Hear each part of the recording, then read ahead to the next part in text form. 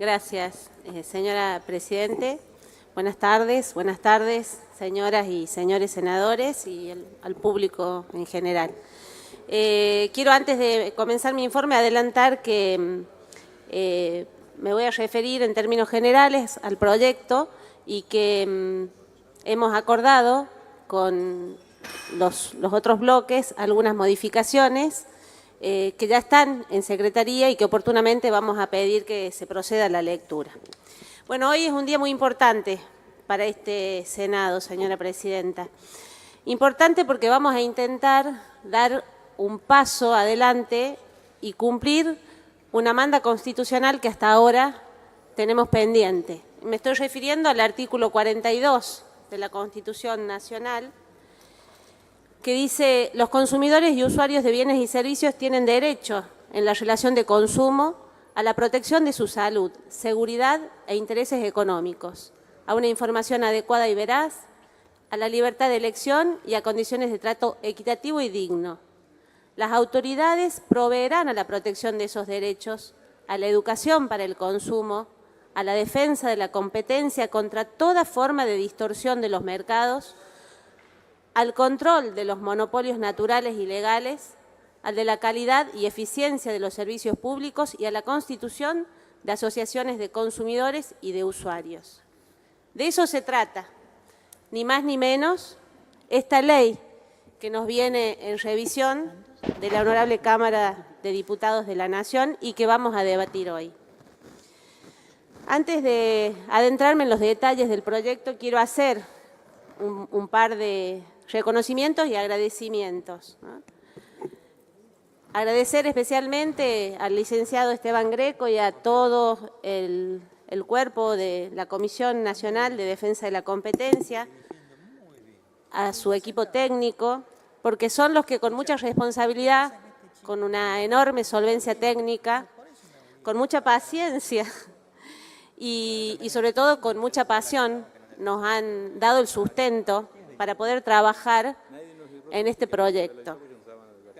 Al secretario de Comercio, Miguel Braun, y a todo su equipo, también por el compromiso, el trabajo y el apoyo que nos han brindado. Agradecer especialmente al senador Guastavino, presidente de la Comisión de Justicia y Asuntos Penales, porque hemos podido con él coordinar y trabajar en conjunto en el plenario de comisiones. Por supuesto, agradecer a todos los senadores que integran tanto la Comisión de Justicia como la Comisión de Derechos y Garantías, por el respeto en las diferencias, por la calidad del debate y por la predisposición puesta para que tratemos este tema como debe ser, ¿no? Como una verdadera cuestión de Estado.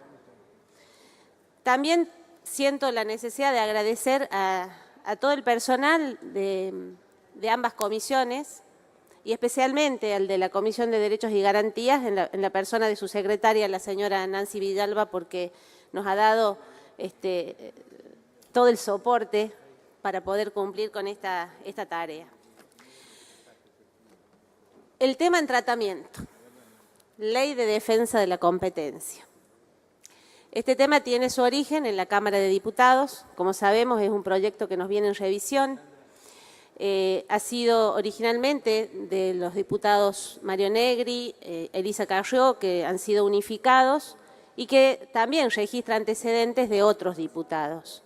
También en esta Cámara de Senadores hay varios antecedentes al respecto, tanto de proyectos de ley como pedidos de informes, como minutas de comunicación de varios senadores, entre ellos de los senadores Ernesto Sanz, Luis Naidenov, y el más reciente, del que yo tengo conocimiento, es del senador Ángel Rosas, allá en el 2016, cuando propuso la creación del Tribunal Nacional de Defensa de la Competencia y muchas herramientas que son consideradas en este proyecto que hoy ponemos a consideración. ¿De qué hablamos cuando hablamos de defensa de la competencia? O mejor dicho, ¿de qué hablamos cuando hablamos de competencia? La competencia es la forma en que las empresas se relacionan entre sí, interactúan entre sí, y a su vez esto tiene una incidencia directa no solo en la economía en general, sino en la forma en que las empresas llegan a los usuarios y consumidores con sus bienes y servicios. Cuando las empresas, en vez de competir, se ponen de acuerdo, por ejemplo, para aumentar los precios, para repartirse los mercados, para acordar licitaciones, se forma lo que se conoce como carteles, ¿no? Y esto claramente perjudica al interés económico general. Lo mismo pasa cuando alguna empresa de bienes o servicios con una posición dominante en el mercado impide que otras empresas más pequeñas, las pymes, por ejemplo, puedan ofrecer sus bienes y servicios al mercado. O cuando directamente las grandes empresas utilizan mecanismos que excluyen del mercado a los más pequeños. Cuando esto sucede, señora presidenta, se reduce o se elimina la competencia, los precios suben, la calidad de los bienes y servicios baja, los consumidores tienen muy limitadas o nulas las posibilidades de elegir y como consecuencia directa también de la falta de competencia, desaparece la posibilidad de la innovación en la producción de bienes y servicios. Entonces, ¿para qué una ley de defensa de la competencia? Justamente para evitar estas cuestiones, para evitar la cartelización, para impedir la concentración de los mercados, para evitar los monopolios o romperlos, para romper las posiciones dominantes a la hora de fijar precios. En definitiva, para equilibrar el juego y la interacción entre los grandes capitales concentrados y las pequeñas y medianas empresas y, en definitiva, para establecer reglas claras en la economía y resguardar principalmente los derechos de los usuarios y consumidores. Me gusta decirlo de esta manera, para democratizar las reglas. Por eso, lo hemos dicho en el plenario de comisiones y lo sostenemos sin temor a equivocarnos, que esta ley no es una necesidad del gobierno. Tampoco es, como se dijo por ahí, una imposición de un club de países. Esta ley es una necesidad de la sociedad argentina, señora presidenta.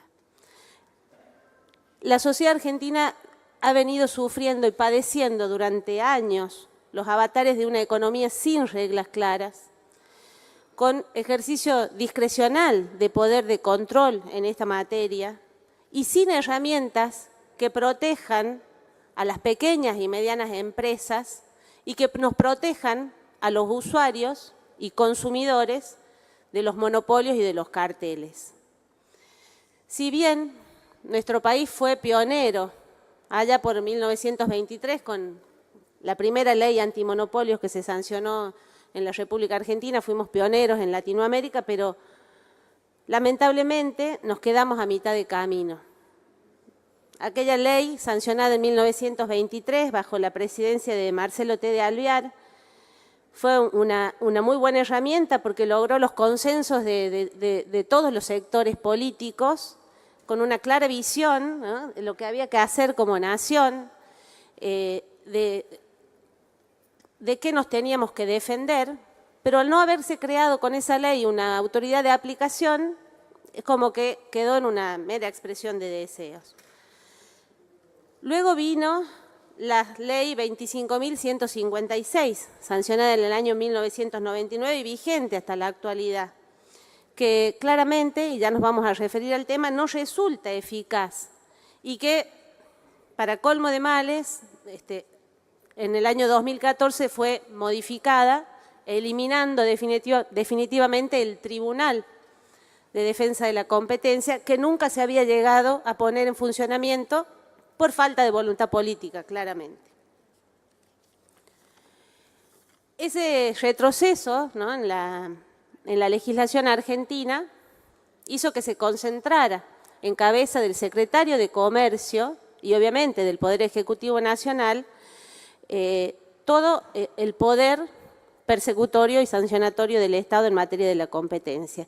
Y así quedamos estancados. La Argentina quedó estancada en la lucha contra los monopolios y la cartelización. Y justamente ese estancamiento es el que pretendemos superar con esta norma que sin dudas nos va a ayudar a avanzar en los estándares internacionales.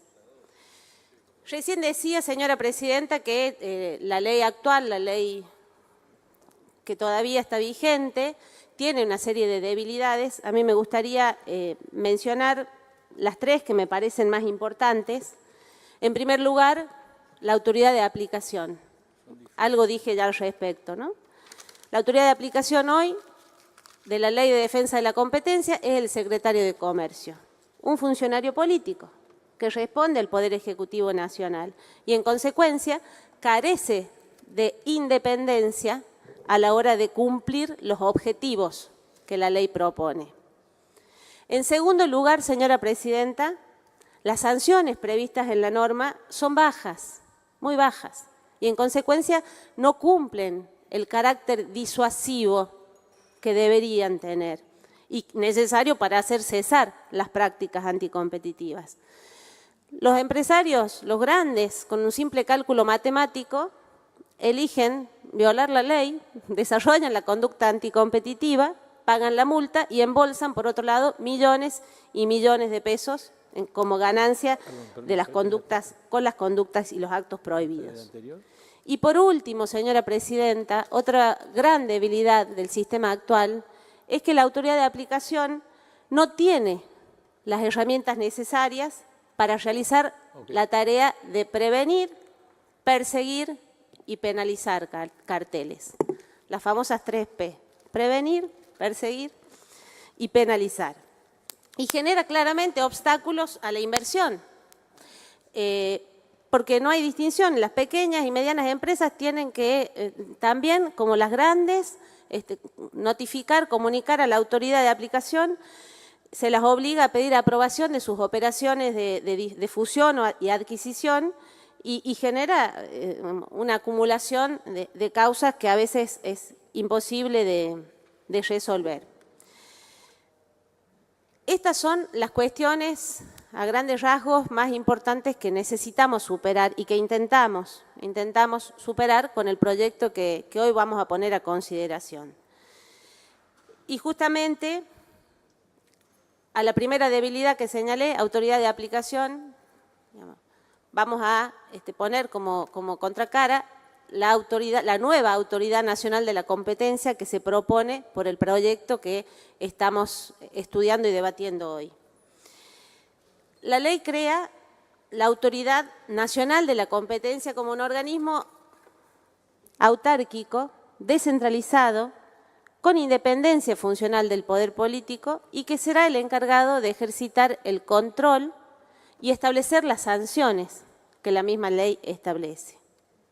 ¿Cómo se integra esta Autoridad Nacional de la Competencia? La verdad es algo muy interesante y muy novedoso, porque creo que le va a dar mucha agilidad, además de todas las bondades que ya voy a mencionar.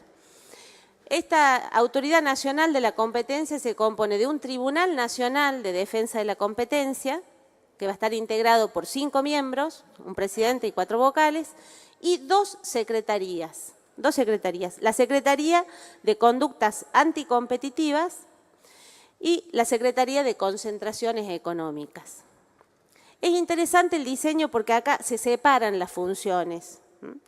La función de investigación va a estar a cargo de la Secretaría de Conductas Anticompetitivas, que va a actuar como fiscal ante el Tribunal Nacional de Defensa de la Competencia.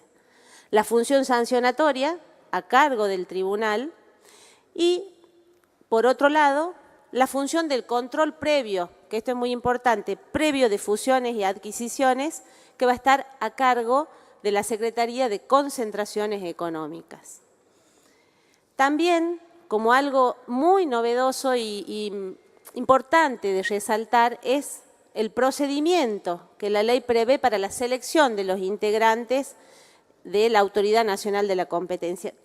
Todos ellos deben ser sometidos a concurso público de antecedentes y oposición. Hay requisitos muy estrictos, ¿no?, en cuanto a antecedentes, idoneidad, van a tener incompatibilidad absoluta para cualquier otra tarea, excepto, por supuesto, la de docencia. Van a estar sometidos a la ley de ética pública y, como dije recién, seleccionados a través de un concurso público de antecedentes y oposición. Ese concurso va a estar a cargo de un jurado integrado por el Procurador del Tesoro y un representante del Ministerio de la Producción, más 2 representantes del ámbito académico. Este jurado es el que va, previo paso de la oposición y la evaluación de los antecedentes, va a elaborar una terna para cada uno de los cargos en concurso y se la va a remitir al Poder Ejecutivo Nacional. Recibida la terna, recibida la propuesta, después de haberse hecho el concurso público de antecedentes y oposición, el Poder Ejecutivo Nacional va a elegir de entre esa terna, le va a comunicar al Senado, a este honorable Senado de la Nación, va a publicar los nombres en el boletín oficial y en 2 diarios de circulación nacional, y allí se abre otra instancia con posibilidad también de que las asociaciones de usuarios, de consumidores, las asociaciones profesionales y los ciudadanos hagan sus observaciones respecto de los candidatos propuestos.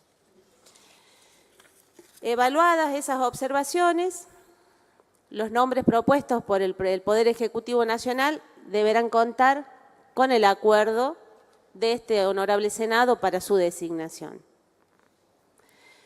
Como señalé anteriormente, este procedimiento, señora Presidenta, es un avance enorme en materia, sobre todo, de calidad institucional. Estamos limitando al poder político, quitándole la potestad discrecional que hoy tiene en esta materia en cabeza del secretario de Comercio, para dársela a un órgano independiente, autárquico, ¿no?, que va a poder funcionar con total autonomía. Pocas veces visto en la historia argentina. Un límite claro al poder político. Hasta hoy, con el sistema actual, ¿no?, la potestad está en cabeza de un funcionario que está claramente a tiro, un funcionario político que está a tiro de los vaivenes de intereses de coyuntura. Y se pretende, con este punto, darle a la defensa de la competencia el carácter de política de Estado, perdurable en el tiempo, previsible y con las suficientes garantías de transparencia. El segundo aspecto, señora Presidenta, que me parece importante resaltar respecto de este proyecto es el control preventivo a cargo de la Secretaría de Concentraciones Económicas. En el sistema actual se permite que una fusión, por ejemplo, se notifique con posterioridad a su realización, con lo cual, al ser el control posterior a la realización del acto y posterior, por lo tanto, a la conducta, la posibilidad de remediar esa conducta puede llegar tarde, cuando el daño ya está ocasionado. Con esta ley avanzamos en este control previo y se establecen los requisitos a partir de los cuales una operación de fusión o de adquisición tiene que ser notificada a la autoridad para obtener la conformidad o autorización previa. Con esto también se simplifican los trámites y se establecen mecanismos operativos y se elevan los montos a partir de los cuales una operación deba ser notificada. Esto es para agilizar, para evitar que se amontonen trámites de cuestiones que son, digamos, de menor cuantía y que no requieren la intervención de la autoridad, y agilizar los sistemas para las pequeñas y medianas empresas que hasta hoy tenían el mismo tratamiento que las grandes. Tercer punto que me parece muy importante resaltar del proyecto en estudio: las sanciones.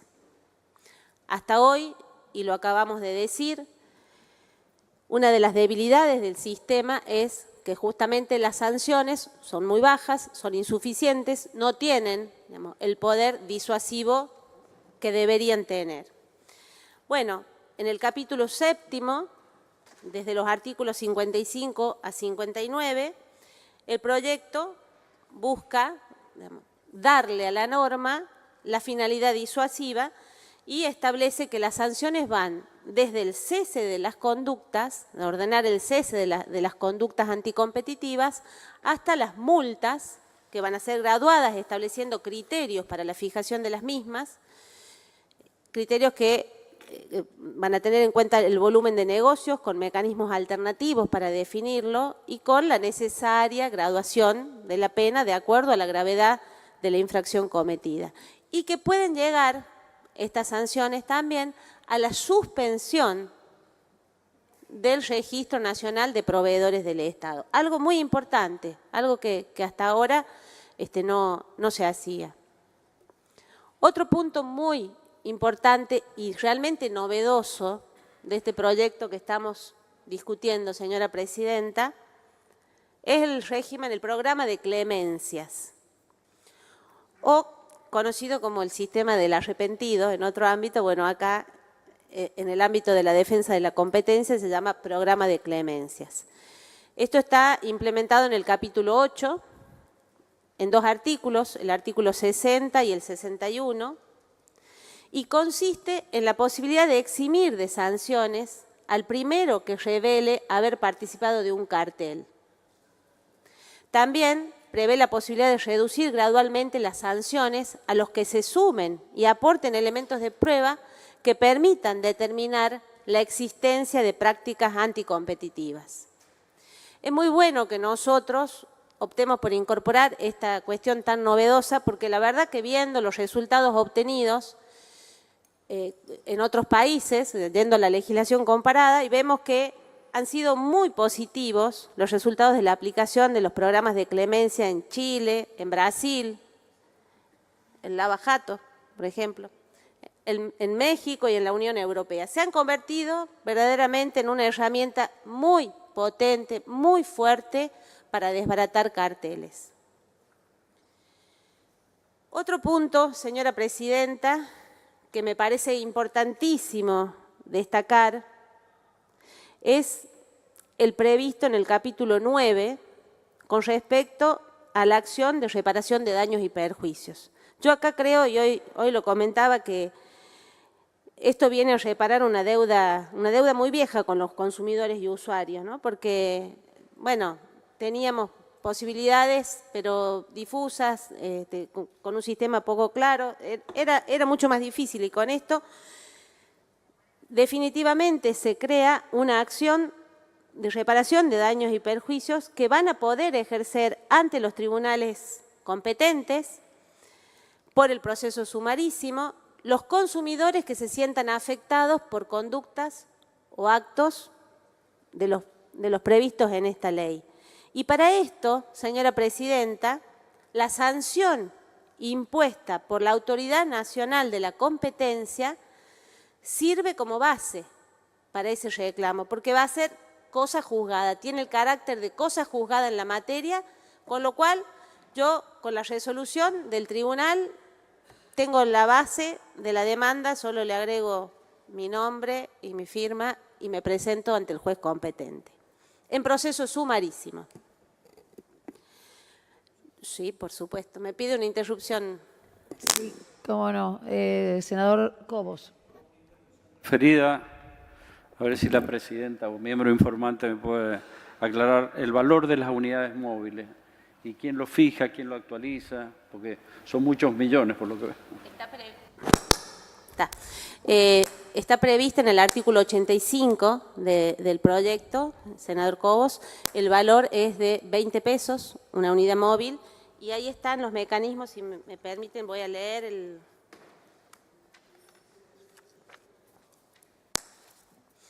A los efectos de la presente ley, defínase a la unidad móvil como unidad de cuenta. El valor inicial de la unidad móvil se establece en 20 pesos y será actualizado automáticamente cada un año utilizando la variación del índice de precios al consumidor que publica el Instituto Nacional de Estadística y Censos o el indicador de inflación oficial que lo reemplace en el futuro. La actualización se realizará el último día hábil de cada año, entrando en vigencia desde el momento de su publicación. La Autoridad Nacional de la Competencia publicará el valor actualizado de la unidad móvil en su página web. Senador Se Cobos. actualiza una vez al año. El Banco Central con la UVA, que es la unidad de valor adquisitivo que está referido al costo o a la evolución de índice del precio del consumidor, es diario. Es una sugerencia, a lo mejor se podría tomar en forma diaria, pero bueno, si ya lo han discutido el tema. Bueno, Uniqueto. lo dejamos para el debate, si no, porque si no se nos va a empezar. Ahí está. Gracias, senador. Siga, Gracias. senadora, por favor. Gracias, señora presidenta. Bueno, haciendo un breve repaso, vengo señalando cuáles son las bondades o los aspectos más relevantes desde mi punto de vista del proyecto en análisis. La creación de la Autoridad Nacional de la Competencia, el control preventivo y no post facto como es ahora, el régimen de sanciones, el programa de clemencias, la acción de daños y lo último que quiero señalar, que no puedo dejar de señalar, es la cuestión prevista en el capítulo 11º, artículo 68, que es la creación de la Sala Especializada de Defensa de la Competencia, como una sala dentro de la Cámara Nacional de Apelaciones Civil y Comercial Federal. El proyecto, con rigor técnico, resuelve el problema de la competencia en materia de apelaciones, en esta materia, y le da a todo el sistema seguridad jurídica. Seguramente, señora presidenta, me quedan muchos aspectos importantes del proyecto por resaltar. La garantía suficiente del debido proceso, que la verdad está desarrollado de manera impecable, la transparencia, la garantía de confidencialidad en los procesos de investigación, la promoción de la competencia, una de las patas fundamentales y de los objetivos primordiales de la ley. No quiero aburrir con cuestiones técnicas, pero realmente quiero resaltar que estoy convencida que con esta ley vamos a convertir a esta cuestión en una verdadera política de Estado que va a trascender este gobierno. Y nos acercamos, como dije antes, a los estándares de buenas prácticas internacionales. Quiero agradecer el respeto por el debate. Quiero augurar que con la sanción, la media sanción que le demos a esta norma, que aun cuando vamos a introducir modificaciones, y va a tener que volver a diputados, todavía no se va a convertir en ley, pero hago votos para que pronto se convierta en ley. Vamos a estar dando un paso muy importante para saldar esa manda constitucional incumplida que tenemos hasta ahora y le vamos a dar al pueblo de la nación una eficaz herramienta para fomentar el desarrollo que tanta falta nos hace. Y quiero terminar con una frase que tomo prestada. Tiene por objeto esta ley mantener la libertad de iniciativa de las personas en el terreno de la producción, como empresarios libres de las maniobras tiránicas, opresivas y destructivas que pueden ejercer sobre ellos las grandes empresas, los monopolios, las grandes aglomeraciones de capital. Ese es el objeto de la ley. Se trata de proteger a los consumidores como a los productores de buena fe. Juan B. Justo, sesión del 1 de julio de 1921, Cámara de Diputados de la Nación, en oportunidad del debate en diputados de la primera ley antimonopolio que tuvimos en la República Argentina. Muchas gracias, señora presidenta.